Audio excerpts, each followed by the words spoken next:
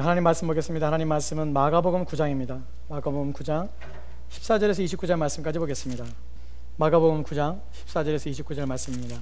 우리 한 절씩 우리 교도하겠습니다. 제가 먼저 공도하겠습니다. 14절 말씀입니다. 저희가 이에 제자들에게 와서 보니 큰 무리가 둘렀고 서기관들이 더불어 변론하더니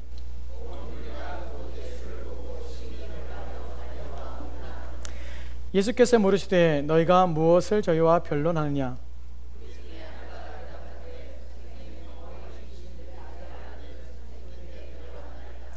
귀신이 어디서든지 저를 잡으면 거꾸러져 거품을 흘리며 이를 갈며 그리고 파리하여 가는지라. 내가 선생의 제자들에게 내어 쫓아달라 하였으나 저희가 능히 하지 못하더이다. 이에 데리고 오니 귀신이 예수를 보고 곧 그 아이로 심히 격려를 일으키게 하는지라. 저가 땅에 엎드러져 굴며 거품을 흘리더라.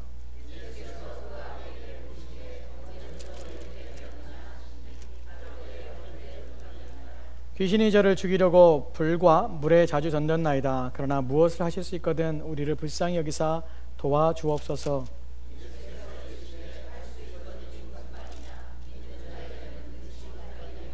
곧 그 아이의 아비가 소리를 질러 가로되 내가 믿나이다. 나의 믿음 없는 것을 도와주소서 하더라.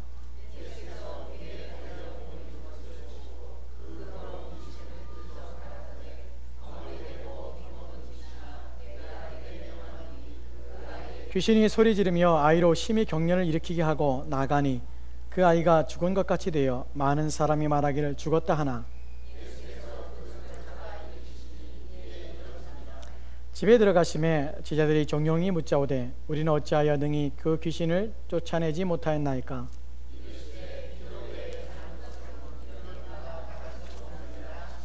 아멘. 우리 마지막 29절 말씀 한 절 말씀 다시 한번 읽어볼까요? 같이 읽겠습니다. 시작. 이르시되 기도 외에 다른 것으로 이런 유가 나갈 수 없느니라 하시니라. 아멘. 기도 외에 다른 것으로 이런 유가 나갈 수 없느니라. 오늘 이 말씀을 가지고 우리가 지난주에 살펴봤던 기도의 내용들을 좀 더 연장해서 확장해서 좀 살펴보려고 합니다. 본 말씀은 예수님께서 산에서 내려왔을 때부터 이야기가 시작됩니다. 본문의 배경들을 좀 살펴보면 예수님께서 변화산에 올라가셨어요. 거기서 변형되셨습니다. 거기에 누가 같이 올라갔냐면 세 제자들이 같이 올라갔어요. 그래서 나머지 9명의 제자들은 산 아래에 있었습니다. 예수님께서 변화산에서 제자들과 함께 있다가 내려오셨어요. 내려오셔서 보니까 큰 무리가 모여있던 것을 예수님께서 보게 되었습니다. 큰 무리 속에는 논쟁이 벌어져서 시끌벅적하면서 이제 싸움판이 벌어진 것이에요. 예수님께서 그 모습을 보시고 이제 가까이 오셨습니다. 사람들이 예수님 오신 모습을 보고 놀랐어요. 급하게 달려가서 문안합니다. 인사를 했습니다. 왜 급하게 이 사람들이 매우 심히 놀라서 달려가서 문안했는지 성경에서는 우리에게 정확히 얘기하고 있지는 않습니다. 근데 아마도 논쟁 중에 논쟁을 해결할 수 있는 분이 오시기 때문에 이들이 아마 놀라고 또 예수님께 달려가서 문안 인사하지 않나, 그렇게 우리가 추론해 볼 수밖에 없습니다. 예수님께 오셔서 지금 논쟁 중에 막 싸움이 벌었다는 것을 예수님이 아셨어요. 여러분, 어떤 사람이 그러더라고요. 세상에서 제일 재밌는 구경이 싸움 구경이라고. 거기에는 싸움의 중심에 섰던 9명의 제자들이 있었고요. 그 싸움을 걸었던 서기관들이 있었고요. 그 싸움을 구경하기 위해서 많은 무리들이 모여 있었어요. 그러니까 얼마나 재밌는 판이 벌어졌는지 모릅니다. 그래서 막 티격태격 옥신각신 막 말싸움이 벌어졌어요. 네가 옳으니 내가 옳으니 막 이런 싸움이 벌어진 것이에요. 예수님께서 그 논쟁 중임을 아시고 예수님께서 질문하십니다. 너희들이 뭐 때문에 이런 논쟁을 이런 언쟁을 무엇 때문에 하느냐, 무슨 이유로 이렇게 말싸움을 하고 있느냐 하고 물으십니다. 킹 제임스 버전에 보면은 이렇게 이 본문이 누구한테 질문하셨냐면 서기관들한테 질문했다고 나와요. 서기관들이 이 대답을 들은 것이에요. 왜 이런 무슨 연유로 너희들이 논쟁하고 있느냐. 서기관들이 이제 대답을 해야 되는데, 사실은 이 얘기에 대답하는 사람은 누구냐면 이 문제의 발단이 되었던 귀신 들린 아이의 아버지가 대답을 해요. 우리가 알다시피 본문에서는 귀신 들린 아이를 가지고 있는 이 아버지가 그 귀신 들린 아이를 데리고 제자들에게 나오면서 이 사건이 벌어지게 됩니다. 그 아버지가 얘기를 합니다. 제 아이가 귀신 들렸습니다. 그래서 그 귀신이 이 아이를 잡아서 거꾸로 틀리고 거품을 물게 하고 그 다음에 이를 갈게 하고, 그래서 이 아이가 그 때문에 심히 몸에 격렬이 나고 문제가 생겨서 이 아이가 파리에 갑니다. 즉 바짝 말라간다는 것이에요. 마태복음 17장에 보면은 이 아이의 병명이 나와요. 그 병명이 무엇이냐면 간질이에요. 간질이 걸려서 거품을 물고 그 다음에 몸이 마비되어서 막 경련을 하고 몸이 떨고, 근데 문제는 이 아이가 지병으로 문제가 벌어진 것이 아니라 귀신이 그 안에 들어가서 이 아이에게 그런 역사를 했다는 것이에요. 이 아이가 참 힘들어한다는 것이에요. 근데 오늘 본문에도 그렇고 누가복음 보면은 마태복음 보면은 이 아이를 귀신이 끌고 다니면서 자꾸 자해를 하게 한다는 것이에요. 몸을 부딪히게 하고 불 가운데 몸을 던지게 하고 물 가운데 넘어지게 하고, 이래서 이 아이가 죽을 수밖에 없는 환경 속에 이 아이를 계속 몰아간다는 것이에요. 이 아버지는 이 아들 때문에 어떻게 할 수 없는 것이에요. 근데 더 큰 문제는 누가복음의 9장에 보면은 이 본문을 이렇게 얘기해요. 이 아이가 어떤 아이냐면 이 아버지에게 유일한 아들이에요. 유일한 아들, 하나밖에 없는 아들이에요. 그렇기 때문에 이 아버지는 이 아이를 포기할 수가 없어요. 날마다 메말라가고 빼짝 말라가고, 날마다 귀신이 이 아이를 사로잡으면 아이가 넘어지기도 하고 쓰러지고 하고 자기 몸을 자해하면서 고통스러워하는 이 아이를 바라보는 이 아버지의 마음이 너무나 상한다는 것이에요. 이 아이를 고침을 받고 싶어서 이 아이를 데리고 왔는데 누구에게 데려가냐면 제자들에게 데리고 왔어요. 예수님이 계시지 않았기 때문에 제자들이 그 아이를 맞이한 것이에요. 근데 제자들이 고쳐줘야 되는데 제자들이 못 고치고 있어요. 서기관도 논쟁이 벌어진 것이에요. 왜 못 고치냐? 너희들 할 수 있다면서. 우리가 할 수 있었는데 지금 왜 안 되는지 우리도 몰라. 할 수 있어 하면서만 논쟁이 벌어진 거예요. 무슨 문제인지 그 논쟁의 얘기는 없지만 아마 이게 고치고 못 고치는 문제 때문에 논쟁이 벌어진 것 같아요. 예수님께 보시고 뭐라고 그들에게 말씀하시냐면 이 믿음 없는 세대여 하고 예수님께 책망하세요. 본문에서 19절 말씀에 믿음 없는 세대여라는 말은요, 믿음이 조금밖에 없다는 것이 아니라 믿음이 자금에 대해서 예수님께서 책망하시는 것이 아니라 믿음이 전혀 없다는 것이에요. 너희들이 믿음이 하나도 없는 자들이라는 것이에요. 예수님께서 책망하십니다. 그리고 아비에게 묻지요. 이 아이가 언제부터 이런 일이 있었냐? 어릴 때부터입니다. 이 아이가 어렸을 때부터 아이가 고통을 당하고 있다는 것이에요. 아버지가 이제 하소연하죠.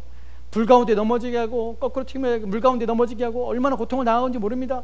그러면서 하는 말이 뭐예요? 할 수 있거든 우리를 불쌍히 여기사 무슨 일을 해주십시오. 할 수 있거든, 이렇게 할 수 있거든 우리를 불쌍히 여기사 우리를 도와주소서라고 얘기해요. 우리가 잘 아는 본문이 나옵니다. 예수님께서 말씀하시죠. 할 수 있거든이 무슨 말이냐? 믿는 자에게는 능치 못함이 없느니라. 예수님께서 말씀하세요. 여러분, 이 본문이 아멘 할 본문이죠, 그죠? 예. 제가 아멘을 일부러 시키는 게 아니라 이 본문 여러분 아멘 하잖아요. 잘 쓰잖아요. 할 수 있거든이 무슨 말이냐? 믿는 자에게는 능치 못함이 없느니라. 예, 아멘 하죠. 예. 여러분, 그 본문은 어디다 갖다 붙였어야 되는지 아십니까? 이따가 여러분이 결론을 보면 이 본문은 아무 데다 갖다 붙이면 안 돼요. 우리는 성경을 내가 보고 싶은 대로 봐요. 내가 읽고 싶은 대로 읽고요, 내가 알고 싶은 대로 알아요. 이 본문이 아무 데나 갖다 쓸 본문이 아니에요. 우리가 어려움을 당했거나 우리가 어떤 위기를 당했을 때, 인생의 문제를 당했을 때 우리는 그런 얘기를 종종 권면을 합니다. 할 수 있거든이 무슨 말이냐? 아유, 될까? 할 수 있거든이 무슨 말이냐? 믿는 자에게 능치 못함이 없는데 할 수 있어! 라고 얘기를 한다는 것이, 정말 그 본문이 그런데 아무데나 갖다 붙이는 본문인지 여러분 생각해 보셔야 됩니다. 나중에 여러분들이 결론 부분에서 그 본문이 아무데나 갖다 붙일 수 있는 본문이 아니라는 사실을 알게 될 겁니다. 성경을 좀 제대로 볼 필요가 있어요. 예수님께 그렇게 말씀하시고, 예수님께서 그 말씀하시고 이제 보시니까 귀신이 그 아이를 사로잡아서 막 떨게 합니다. 경련을 일게 하고 이제 사로잡아서 이 아이를 더 고통스럽게 합니다. 예수님께서 그 아이를 고쳐주셨어요. 그리고 이제 이야기의 내용들이 장소가 바뀝니다. 어디 장소이냐면 한 집이에요. 한 방에 앉아 있습니다. 제자들이 종용이 나와서, 성경에 보니까 종용이 나와서 그래. 조용히 개인적으로 묻다는 것이에요. 제자들이 나와서 묻습니다. 예수님, 왜 우리는 이 귀신을 내쫓지 못했습니까? 그랬더니 예수님께서 이런 유는, 기도 외에는 이런 유가 나갈 수 없느니라 라고 말씀하신다는 것이에요. 여러분, 이게 문제예요. 여기서 우리가 이 본문의 의미가 무엇이냐는 것이에요. 이런 기도 외에는 이런 유가 나갈 수 없느니라, 이런 유가 있을 수 없느니라, 이런 유가 생길 수 없느니라 라고 번역이 될 수 있어요. 원문의 의미를 보면요, 이런 유라는 것이 어떤 의미냐면 이 귀신은, 기도 외에는 이 귀신이 나갈 수 없는 이란 뜻이에요. 이 귀신은 기도해서 나갈 수밖에 없다는 것이에요. 여러분, 이 본문을 우리가 어떻게 받아들이냐면 귀신을 쫓는 축사, 그래서 기도는 귀신을 쫓는 능력이 있다. 기도는 귀신을 쫓기 때문에 귀신들이 사람 앞에 우리는 기도해야 된다 라고, 기도가 귀신을 쫓는 방법과 귀신을 쫓는 도구로서 사용된다는 것이에요. 여러분, 근데 본문만, 요 내용만, 요 마지막 구절만 보면 기도 외에는 이런 유가 나갈 수 없느니라는 말만 들으면 정말 기도가 귀신을 잡는 것 같아요. 여러분, 귀신 잡는 것은 해병이 아닙니다. 귀신 잡는 것은 기도예요 라고 여러분이 본문이 이해가 되셨다는 것이에요. 무슨 말씀 이해가 가세요? 사람들이 그렇게 생각하는 이유가 예수님께서 말씀하셨기 때문이에요. 기도 외에는 이런 이유가 나갈 수 없느냐고 말씀하셨기 때문에. 우리가 성경을 이해할 때 한 본문에서의 의미가 명확하지 않으면 앞뒤 문맥을 봐야 되고 전체의 흐름을 봐야 되는 것입니다. 그 성경을 보게 되는, 성경을 볼 수밖에, 그렇게 봐야 정확히 본문의 의미를 이해할 수 있기 때문에 그래요.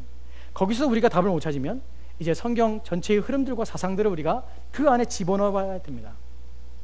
사실 본문에서 기도 외에는 이런 이유가 나갈 수 없느니라, 기도 외에는 귀신이 나갈 수 없느니라, 이 말의 의미가 정말 이해하기 어렵습니다. 그러면 단순히 우리가 거기서 얻을 수 있는 것은 뭐냐면 기도하면 귀신이 나간다, 귀신 들리면 기도해야 돼 라고 생각한다는 것이에요. 그렇다면 기도가 뭐가 되냐면 기도가 도구가 되는 것이에요. 여러분, 우리가 귀신 영화, 호러 무비를 보게 되면, 저는 그런 영화 잘 안 봅니다. 왜냐면 너무 무서워서 겁이 나서 못 봐요. 그거 보고 나면 화장실도 못 가고요. 제가 예전에 청년 때 여자친구와, 지금 저희 사람이 아니란 다른 분과 영화를 봤던 게 적이 있어요. 공포 영화를 봤는데 너무 창피했어요, 보고 나서. 왜냐면 제가 보면서 자꾸 의자 밑으로 못 들어가요. 몸이 막 하다 보면은 아래에 있는 저를 발견하고 얼굴이 쑥 올라오고 옆에 쳐다보더라고요. 얼마나 민망하던지, 남자가 돼가지고 정말 안 좋아요. 그래서 잘 안 봅니다. 근데 그때 나오는 장면들 보면 귀신을 쫓아낼 때 뭘 가지고 귀신을 쫓아내나요? 도구가 뭐죠? 십자가를 딱 끄집어냅니다. 그러면 귀신이 십자가 보고선 도망가요. 한국 귀신은 마늘 던지면 또 도망가고, 거기다 성수를 뿌리죠. 그래서 막 교회 안에 있는 물이라고 세례주는 물, 이런 물 갖다가 막 뿌리면 귀신이 막 몸에 타요. 여러분, 그게 사실입니까? 왜 이런 것들을 통해서 우리가 자꾸만 우리 속에 주입되는 게 뭐냐면, 기도란, 십자가란 어떤 상징이라는 것이 그 도구가 된다는 것이. 여러분, 십자가 자체가 어떤 형상을 가지고 있는 그 자체가 힘이 있습니까? 아니요. 우리는 그 자체가 힘이 없습니다. 그것이 의미하는 바, 그것이 나타내는 것이, 그것이 힘이고, 그 위에 달려 죽으신 예수 그리스도의 보혈과 그분의 능력이 힘이 있는 거지, 그 자체가 힘이 있는 것이 아니에요. 기도도 마찬가지입니다. 기도란 어떤 형식, 기도란 방식, 기도란 그 자체가 힘이 있는 것이 아니에요. 귀신이 있는데 우리가 기도하는 폼을 보이면, 기도하는 형식을 갖추면, 기도를 하고 있으면 귀신이 나가는 것이 아니에요. 예수님께서 여기서 말씀하고 싶은 것은 기도가 가지고 있는 틀, 형식, 방식이 기도가 도구로서 사용되는 것을 예수님께서 말씀하고 있지 않다는 것이에요. 그런데 사람들은 본만 보고 귀신이 들리면 기도하면 한다고 생각해요. 기도가 도구가 된다는 것이에요. 우리가 지난주에 말씀을 들었던 것이 에스겔 36장의 말씀에서 우리가 기도는 결코 도구가 될 수 없다는 것을 배웠습니다. 기도는 결코 방식이라든지, 기도는 내가 뭔가를 하나님께 얻어내는 수단이 될 수 있는 것이 기도가 아니에요. 그런데 그렇게 하는 사람도 있습니다. 오늘 본문에 보면 기도를 그런 방식으로, 또한 믿음을 그런 방식으로 생각하는 사람도 있었어요. 누구냐면 제자들이에요. 제자들이 왜 우리는 못합니까? 왜 우리는 귀신을 내어쫓지 못했습니까? 라고 묻습니다. 왜 그렇게 묻냐면 자신들이 그런 적이 있거든요. 자신들이 귀신을 내어쫓아냈던 경험이 있습니다. 마가복음 6장 7절에 보면은 예수님께서 제자들 둘씩을 짝을 지어서 파송했어요. 보내서 그들에게 각처에 다니면서, 마을에 다니면서 귀신 들린 자, 병든 자를 고쳐주게 하셨습니다. 그때 그들은 예수님부터 권능을 받았어요. 성경에 보니까 예수님께 그들에게 권세를 주셨다고 그래요. 귀신을 제압하는 권세를 주셔서 그들을 내보내십니다. 그들이 그 권세를 받고 나갔어요. 그들이 말하면 명하면 귀신이 쫓아낸다는 것이에요. 놀라운 것은 성경에서, 신약 쪽에서 아무리 찾아봐도 기도 자체만으로 귀신이 나간 적이 없어요. 귀신이 들리는 데 가서 기도하는 형식과 기도하는 틀, 기도의 도구를 통해서 귀신이 나갔던 적이 없어요. 오늘 본문 속에서도 예수님께 하시는 건 뭐냐면, 기도 외에는 이런 이유가 나갈 수 없느라 말씀하심에 불구하고 예수님께서 뭐 하시냐면 명하셨다는 것이에요. 나오라고 명하셨다는 것이에요. 여러분, 신약 속에서 예수님께서 귀신을 쫓아내는 모든 장면을 보면 예수님께 꾸짖으시는 것이에요. 그리고 예수님께서 말씀으로 고치셨다고 그래요. 근데 오늘 예수님께서는 마지막 절에 기도 외에는 이런 이유가 나갈 수 없다고 얘기한다는 것이에요. 그럼 이 기도는 방식이 아니라는 것이에요. 수단이 아니라는 것이에요. 도구가 아니라는 것이에요. 다른 것이라는 것이에요. 제자들이 예전에 했는데 왜 못하냐면, 왜 지금 안 되냐면 그 방법을 모르기 때문에 그래요. 잘못 알고 있기 때문에 그래요. 예전에 했습니다. 귀신을 쫓아냈습니다. 지금 안 돼요. 제자들이 될 수 있다고 생각했던 이유가 뭐냐면 과거 했기 때문이에요. 권세를 받았어요. 근데 그 권세가 뭔지 몰라요. 자기들이 하니까 되는 것이에요. 이제는 자기들이 도구가 됐다는 것이에요. 자기는 할 수 있다는 것이에요. 해보니까 되더라는 것이에요. 그 권세가 계속 끊임없이 자기 속에 있다는 것이에요. 자기가 뭔가 할 수 있는 것으로 착각하고 있다는 것이에요. 여러분, 그들이 둘씩 나가서 귀신을 쫓아낼 수 있었던 것이 그들 자체에서 나온 어떤 것이 아니에요. 그들 자신이 가지고 있는 어떤 것이 아니에요. 누구로부터 온 것입니까? 하나님으로부터 온 것이에요. 귀신을 쫓아내는 권세를 누가 주셨습니까? 하나님이 주신 것이에요. 그래서 그들이 하나님의 능력을 힘입어서 그 일한 것이에요. 그것이 자신의 힘이 아니라, 자신의 능력이 아니라, 자신의 어떤 도구로서 한 것이 아니라 하나님께서 그들과 함께 계셨기 때문에 그들이 그 일을 할 수 있었던 것이에요. 그런데 얘들은 그 자체를 모르고 여전히 그 능력이 자신한테 있는 줄 알아요. 그래서 막 별짓을 했겠죠. 나가! 예전에 했던 방법식으로 안 나갈래? 막 싸우기도 하고 막 소리도 지르게 하고 별짓을 다 했을 것이에요. 근데 안 된다는 것이에요. 왜냐하면 방법이 아니거든요. 도구로서 사용될 수 있는 것이 아니거든요. 그걸 제자들이 모르고 있다는 사실입니다. 여러분, 본문에서 이 부분을 더 명확하게 해주는 것이 무엇이냐면 예수님께 내려오셔서 이들을 책망하신 장면이에요. 뭐라고 책망하십니까? 19절 말씀에 이 믿음이 없는 세대들이여 말한다는 것이에요. 지금 귀신을 쫓아내지 못하고 있습니다. 제자들이 못하고 있습니다 라고 했더니 예수님께서 이 믿음 없는 세대여 라고 책망한다는 것이에요. 믿음이 없어서 이 일을 못한다는 것이에요. 지금 귀신을 쫓아내지 못하는 것이 뭐냐면 믿음과 연관이 있다는 것이에요. 어떻게 믿음과 연관이 있을까요? 그리고 나중에 예수님께서 기도 외에는 이런 이유가 나갈 수 없느냐고 얘기하고 있다는 것이에요. 여러분, 이 두 사이에 무슨 연관이 있을까요? 무엇 때문에 예수님께서는 귀신을 쫓아내지 못하는 것을 믿음이 없다고 말씀하시는 것일까요? 이 믿음 없는 것이 어떤 의미를 가지고 있을까요? 여러분, 믿음이란 것이 무엇입니까? 믿음이란 것은 대상이 있습니다. 그냥 우리가 믿는다고 얘기하잖아요. 믿음엔 대상이 있어요. 그 대상에 대해서 우리가 믿음을 갖는 것이에요. 그분을 신뢰하는 것이에요. 그 대상이 누굽니까? 하나님이에요. 믿음이 없다는 것은 누구를 신뢰하지 못한다는 것이냐면 하나님을 신뢰하지 못한다는 것이에요. 이들에게 있어서 문제가 무엇이냐면 하나님에 대한 신뢰가 없다는 것이에요. 그분이 할 수 있다는 것을 인정하지 않는다는 것이에요. 여러분, 기도가 방법이 아니고 도구가 아니고 그럼 뭡니까? 기도는 관계입니다. 기도는 내가 믿는 대상에 대한 신뢰고 그분을 의지하는 것이 기도예요. 지난 시간에 우리가 에스겔 36장에서 배운 것이 뭐냐면 기도라는 것은 내가 할 수 있는 것이 아니라는 것이에요. 내가 할 수 없음을 고백하는 것이고 내가 할 수 없기 때문에 할 수 있는 그분을 신뢰하는 것이고 그분께 맡기는 것이 기도예요. 오늘 본문에서 기도 외에는 이런 이유가 나갈 수 없다는 것이 그것은 내 힘으로 내 능력으로 나갈 수 있는 것이 아니라는 것이에요. 믿음으로 해야 되는데 그 믿음은 그걸 할 수 있는 하나님에 대한 믿음이에요. 그 믿음으로 해야 되는데 이들은 그 믿음 가지고 나가지 않는다는 것이에요. 이런 본문에서 아까 우리가 살펴봤던 할 수 있거든이 무슨 말이냐, 믿는 자에게 능치 못함이 없느니라, 이 본문이 어떻게 해석이 되어야 되냐면 이 전체의 문맥 속에서 이 본문은 할 수 있거든이 무슨 말이냐, 믿는 자에게 능치 못함이 없느니라. 믿는 자는 누구를 믿습니까? 하나님 믿는 것이에요. 하나님 믿는 그 믿는 자에게서 어떤 능력이 나가서 일할 수 있다는 것이 아니에요. 내가 하나님 믿기 때문에 할 수 있거든이 무슨 말이냐, 믿는 자, 내가 그 하나님 믿기 때문에 나는 모든 것을 할 수 있다는 차원이 아니라 믿는 자에게는 능치 못함이 없는 것은 내가 믿고 있는 그분은 능치 못한 것이 없는 분이라는 사실이에요. 이 본문에서 얘기하고 싶은 것은 하나님이 누구냐는 것이에요. 그분에게는 불가능한 것이 없는 분이에요. 우리가 하나님 믿는다는 것은 내가 뭔가 할 수 있다는 것, 그분을 내가 믿기 때문에 내가 뭐 할 수 있고 내가 못하는 것도 불가능한 것도 내가 뭔가 할 수 있고 내가 그 일을 감당할 수 있고, 그 차원이 아니라 내가 믿는 그분이 못하는 것이 없으시고 내가 믿는 그분에게는 모든 것이 가능하다는 그것이 믿는 자에게는 능치 못함이 없다는 의미예요.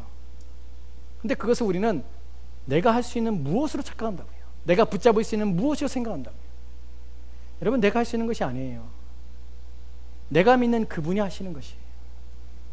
기도 외에는 이런 이유가 나갈 수 없냐는 의미가 내가 뭔가 기도 그 방식, 형식, 어떤 도구로서가 아니라 기도 자체의 의미, 하나님을 신뢰하고 그 하나님께서는 할 수 있다는 것이에요. 여러분, 오늘 본문에서의 가장 핵심적인 부분이 뭐냐면 이 귀신 들린 아이가 고침을 받았다는 것이에요.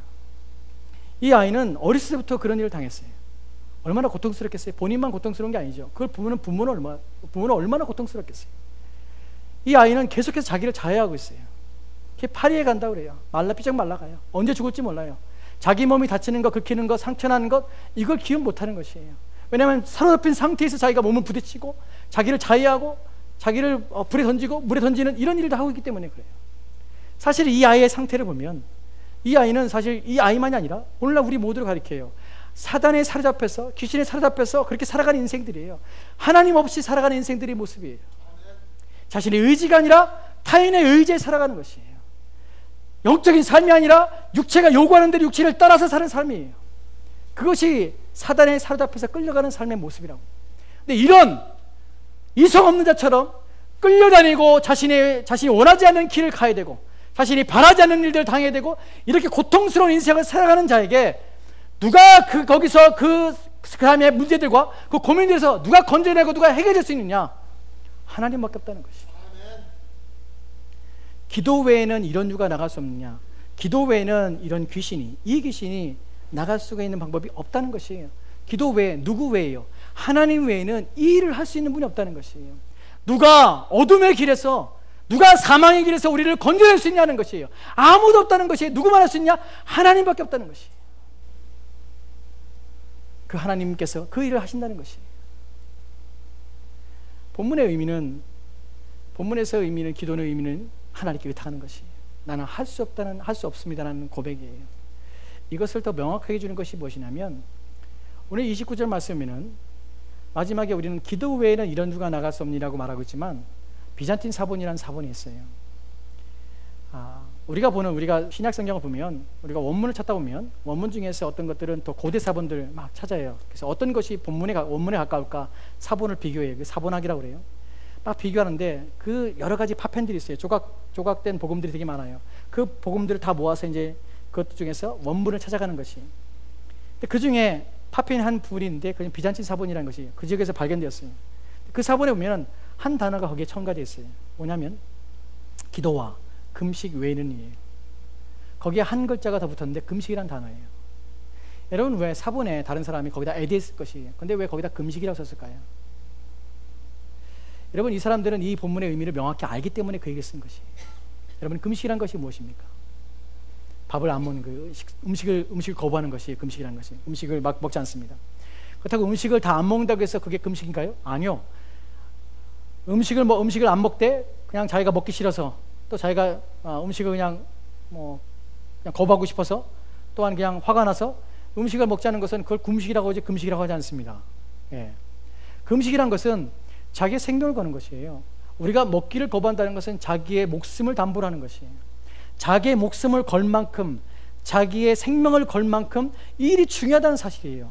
그래서 하나님께 목숨을 걸고 하나님의 은혜를 구하는 것이 금식이에요.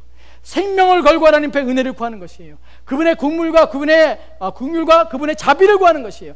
하나님이 나를 돕지 않으면 내 인생 끝납니다. 하나님 도와주십시오 하는 절규예요. 근데 이것이 오늘날 우리에게는 금식이란 것이 무엇으로 잘못 사용되냐면 금식이 하나님을 협박하는 것, 하나님을 하나님 앞에 위협하는 것으로 금식을 사용한 사람도 있어요. 야, 금식하면 하나님 들어주시오. 금식이 답이야. 문제가 있어? 금식해봐. 하나님이 떨어. 여러분 그 말 같지 않은 소리 하세요. 하나님이 떨어요? 하나님이 내가 밥 안 먹으면 하나님이 벌벌 떠면서 우리 부모님처럼 애들 밥 안 먹으면 쫓아다니면서 막 밥에다 입 넣어주고 이러시는 분이? 우리가 하나님을 위협하고 하나님을 갖다가 막 푸시하면서 내 뜻대로 내 원대로 하나님 해주세요. 이제 그렇게 하나님을 그런 방식으로 우리가 금식을 사용한다는 것이에요. 여러분 이렇게 하나님을 위협하고 하나님께 막 요구하고 하는 것들을 전문적인 용어로 뭐라고 하냐면 땡깡이라고 해요. 땡깡. 여러분 땡깡이는 어떤 분이더라고요. 땡깡이는 딱 하나의 답이 있다 합니다. 뭐냐면 뒤지게 맞는 것이. 어떤 분이 그러더라고요. 얼마나 맞아야 되냐니까 김포항에 배가 뜰 때까지 맞아야 되고요. 부산항에 비행기 뜰 때까지 맞아야 된다고 하더라고요. 여러분 무슨 말인지 아세요? 김포항에 배가 뜹니다. 부산항에 비행기가 뜹니다. 언제까지 맞아야 돼요? 죽도록 만다는 것이. 여러분 우리가 금식이라는 걸 할 때, 신앙생활 할 때 하나님 앞에 땡깡을 부르면 하나님 앞에 뭔가를 막 하나님 위협하고 하나님 네 얘기 그러면 교회 안 다녀. 나 이러면 예수합니다. 막 이렇게 해서 그래서 하나님께서 막 두려워서 그래서 우리를 구원하실 수밖에 없고 우리 요구를 들어줄 수밖에 없고 이렇게 우리가 하나님을 인식한다는 것이. 하나님이 그런 수준이 아니에요. 여러분, 우리 하나님이 그렇게 하찮게 우리처럼 그런 분이 아니에요. 근데 우리가 하는 하나님이 그래요. 우리가 얼마나 낮게 하나님의 수준을 본 줄 알아요? 그래서 그런 걸 위협하는 것이에요. 정말 문제 있는 신앙이에요. 그런 신앙들이. 금식이 그런 차원이 아니라 정말 내 생명을 걸고 내 목숨을 거는 것이에요. 하나님의 은혜를 구하는 것이에요. 자비를 구하는 것이에요. 할 수 없지만 하나님 당신밖에 못한다는 것이에요. 내 힘으로는 안 된다는 것이에요. 내가 아무리 해봤지만 내 힘으로는 도저히 이룰 수 없는 것이에요. 하나님 당신만이 답이고 당신만이 이 일을 해결할 수 있는 분입니다. 그것을 내 온 마음을 다해서 내 생명을 다해서 그것을 고백하는 것이 금식이에요. 왜 기도와 금식에는 이런 이유가 나갈 수 없냐고 말하면 하나님 외에는 안 된다는 것이에요. 하나님 당신만이 해결자라는 것이에요. 그것이 바로 금식과 기도라는 단어를 거의 앞에다가 포함시키는 의미예요. 여러분, 기도라는 것은 어떤 형식과 틀이 아닙니다. 기도라는 것은 하나님께 내 자신을 내어놓는 것이고 당신밖에 없습니다라는 고백하는 것이 기도예요. 어떤 교수님이 이런 말씀하시더라고요. 기도하지 않고 얻는 것은 우리에게 저주라고 하더라고요. 처음에 들을 때는 이게 무슨 말인가 했어요. 이게 무슨 말 같지 않은 말인가. 기도하지 않고 얻는 것이 어떻게 저주야. 기도하지 않고 얻는 것은 복이죠. 땡 잡는 것이죠. 기도하지 않았는데 우리가 얻었어요. 얼마나 이게 행복이고 기쁨입니까? 근데 그 교수님께서 기도하지 않고 얻는 것은 저주입니다. 그 말을 곱씹으면 그 말이 사실이에요. 왜 그렇습니까? 우리가 기도하지 않았는데 우리 사업이 잘 돼요. 기도하지 않았는데 좋은 사람들이 막 붙여졌어요. 날 돕겠다는 사람들이 막 몰려와요. 기도하지 않았는데 막 손님들이 막 벌떼같이 와요. 막 줄을 서요. 기도하지 않았는데 너무 모든 일이 편해요. 기도하지 않았는데 건강하고요. 기도하지 않았는데 자녀들이 잘 되고요. 기도하지 않았는데 내가 원하는 대로 모든 일이 진행되는 것이 얼마나 좋아요. 여러분, 기도하지 않는데 우리 삶이 편안할 때 우리가 잃게 되는 것이 무엇인지 아십니까? 우리가 잃게 되는 것은 하나님입니다. 우리가 편안하려면 우리가 기도하지 않았는데 불구하고 우리가 하나님 앞에 구하지 않았는데 불구하고 하나님께서 우리 삶 편안하게 해주고 우리가 하나님 앞에 무릎 꿇지 않았는데 불구하고 우리 인생이 편안할 때 우리가 잃게 되는 것이 무엇이냐면 하나님 그분을 우리가 잃는다는 것이에요. 더 이상 기도할 필요가 없고요. 더 이상 그분 앞에 나갈 이유가 없는 것이에요. 너무나 내 인생 잘 되기 때문에 그래요. 그래서 기도하지 않고 얻는 것은 저주예요. 우리 신앙을 잃어버리기 때문에 그렇습니다. 우리가 기도하는 것은 어떤 것을 얻기 위한 것이 아니라 하나님이 누구신지를 알게 위해 쓰는 것이에요. 저는 여러분에게 기도하라고 부탁하고 싶습니다. 근데 그 기도는 여러분들이 지금보다 더 좋은 삶, 편안한 삶, 더 행복하고 더 부유한 삶을 살기 위해서 여러분에게 기도하라고 여러분이 말씀드린 것은 아니에요. 여러분의 기도하라는 것은 여러분의 인생이 원하는 곳에 가고 여러분의 인생이 원하는 것이 되어지고 여러분의 인생이 원하는 대로 세워지고 하는 것이 그 차원에서 여러분의 기도하라고 부탁하는 것이 아니에요. 기도해야 여러분이 하나님이 누구신지 알아요. 기도해야 여러분이 교만하지 않을 수 있어요. 기도해야 내가 내 인생 내 힘으로 사는 것이 아니라는 걸 고백할 수 있어요. 기도해야 내 뜻대로 인생이 살아지 않는다는 것을 알 수 있어요. 기도해야 내 주변에서 내 뒤에서 보이지 않는 가운데 누군가 내 인생을 역사하시고 누군가 내 인생을 이끌어간다는 것을 우리가 알 수 있기 때문에 기도하는 것이에요. 기도하지 않으면 모릅니다. 기도하지 않으면 내가 잘난 줄 압니다. 기도하지 않으면 내 인생 내가 이끌어가고 내가 만들어간 줄 압니다. 여러분, 불신자와 신자의 차이가 무엇인지 아십니까? 왜 신자는 기도할 수밖에 없고 불신자는 기도하지 않지 않습니까? 불신자는 내 인생 내가 만들었기 때문에 기도할 필요가 없어요. 내 인생 내가 원하는 대로 가고 있고 내 인생은 내가 수고와 내 노력과 내 열심 때문에 내가 흘린 땀방울 때문에 내 인생이 그 자리에 있고 그 수준에 이르게 된다고 생각하는 사람이 불신자예요. 신자는 그러지 않습니다. 신자가 왜 기도하냐면 내 인생은 내 힘으로 되는 것이 아니라고 믿기 때문이에요. 전능하신 하나님이 내 인생을 붙잡고 있고 그분에 의해서만 내 인생이 사라지고 그분에 의해서만 내 인생이 나아가고 그분에 의해서만 내 인생이 살 수 있기 때문에 우리는 기도하는 것입니다. 여러분, 기도의 필요가 무엇이냐면 기도해야 하나님이 이 세상을 다스리겠다는 것을 우리가 알게 돼요. 기도해야 하나님이 이 세상의 주인이라는 사실을 우리가 알게 됩니다. 기도하지 않으면 모릅니다. 기도하지 않으면 다 자기가 잘나서 사는 줄 알아요. 여러분, 기도하십시오. 여러분에게 또 하나 부탁드립니다.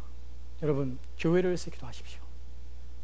여러분, 우리가 교회를 위해서 기도해야 되는 이유는 교회가 숫자적으로 부흥하기 위해서, 교회가 영적으로 부흥하기 위해서, 교회가 더 좋은 장소로, 교회가 좋은 건물을 얻기 위해서, 이런 차원에서 기도하라는 것이 아니에요.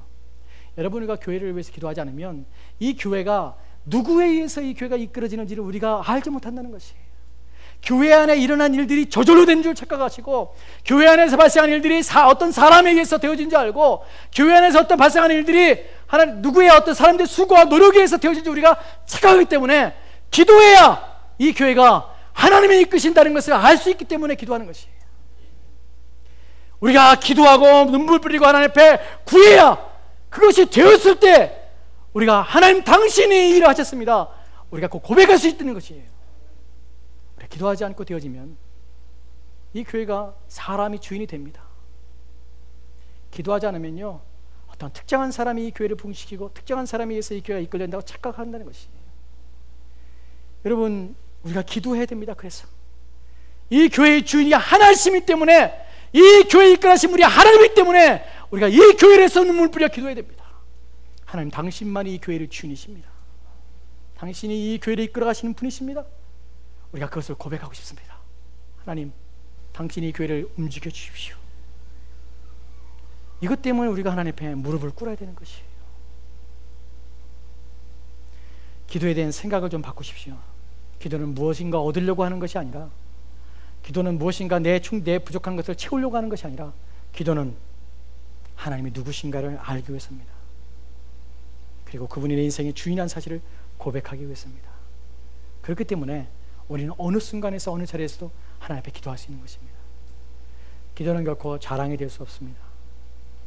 여러분, 어떤 사람들이, 우리는 기도 많이 한 사람들 보면 경건하다, 좋은 신앙을 가졌다, 믿음이 좋다라고 얘기합니다. 여러분, 착각하지 마십시오. 그들이 기도한다고 해서 그 때문에, 기도하는 모습 때문에, 정해놓고 그냥 기도하는 그 때문에, 그 기도란 방법 때문에, 기도란 도구를 사용하기 때문에 그 사람들이 믿음이 좋고 신앙이 좋은 것이 아닙니다. 왜 기도하는 사람이 신앙이 좋고 믿음이 좋냐면요, 그런 다른 사람이 수고하고 애쓰고 아침마다 새벽마다 하나님 앞에 나와서 무릎 꿇고 하는 그 수고와 열심 때문에 그 사람들이 경건하고, 그 사람들이 거룩하고, 그 사람들이 그 때문에, 그런 모습 때문에 그 사람들이 신앙이 좋고 믿음이 좋은 것이 아니라, 그 사람들이 마음에 있는 것이에요. 무엇이 마음에 있냐면, 기도하지 않고는 내가 살 수 없기 때문에요. 기도하지 않고는 내 인생이 한순간도 하나님 앞에 설 수 있는 존재가 아니라는 것을 고백할 수밖에 없기 때문에, 그래서 그 사람들이 믿음이 좋은 것이에요.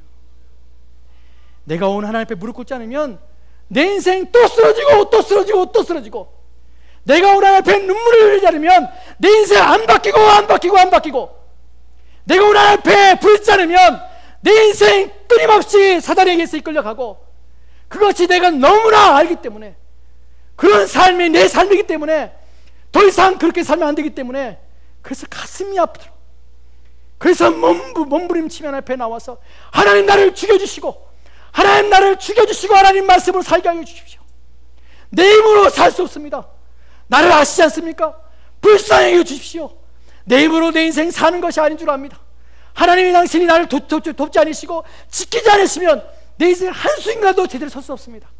그것이 가슴에 사무쳐서, 그것이 하나님 앞에 고백이 될 수밖에 없어서, 그래서 나와서 기도하는 것입니다.